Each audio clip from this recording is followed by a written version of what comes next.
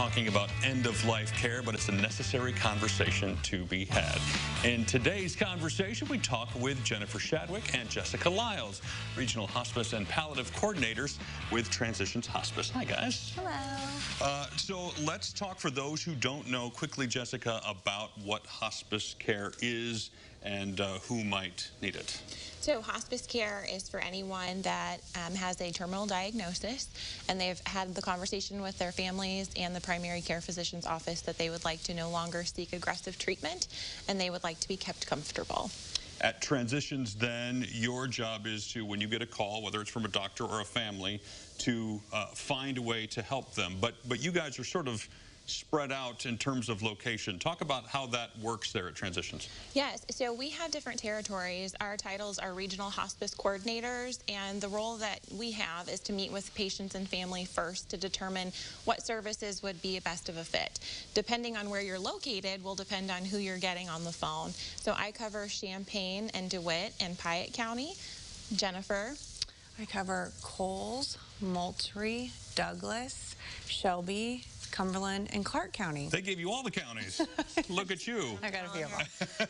And you're the newest one on the team, right? Yes. Well, congratulations. Thank you. And then we have Kara Hodebeck, who covers Ford, Vermilion, and Iroquois County, and Edgar as well. So can we talk about how that works? If, say, you're being treated at Carle Hospital in Champaign, but you live in one of these outside counties, what happens? So the case managers are wonderful, and they will get in contact with one of us, and it'll be between the three of us to figure out where the patient is discharging to, and then that person for that area will then reach out to the family and start coordinating services. Got it.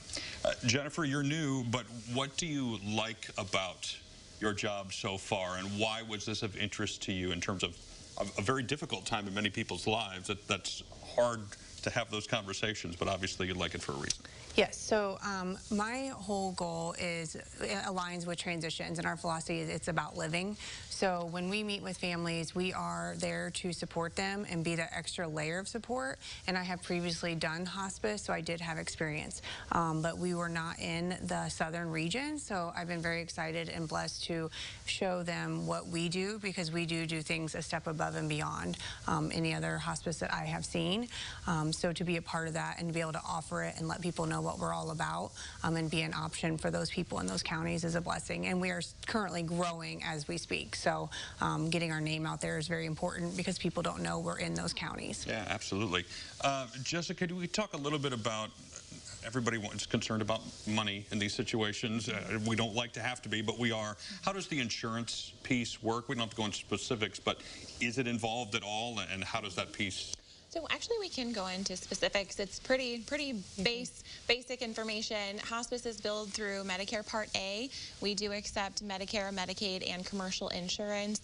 Most of our patients have no out-of-pocket cost for services. Wow, okay. So that is a lot more simple than I thought. And that's different, though, if you're going into the palliative care and some of the other things, correct, right? That changes. Okay. We've talked about this before, but in terms of getting in touch with you guys, does that have to go through a doctor, or is that a call that a family can make on their own? So that's a call that a family can make on their own. We have people that personally know us, people from the community that reach out. Jennifer can talk a little bit about it as well, but you don't have to have a doctor's referral to just speak to us.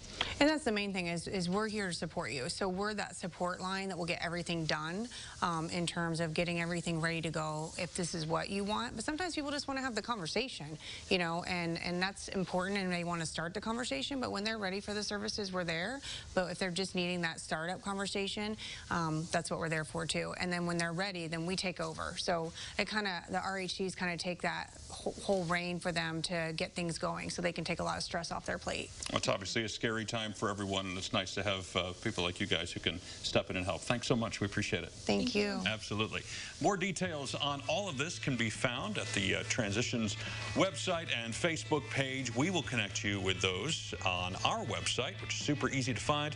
Just go to CILiving.tv.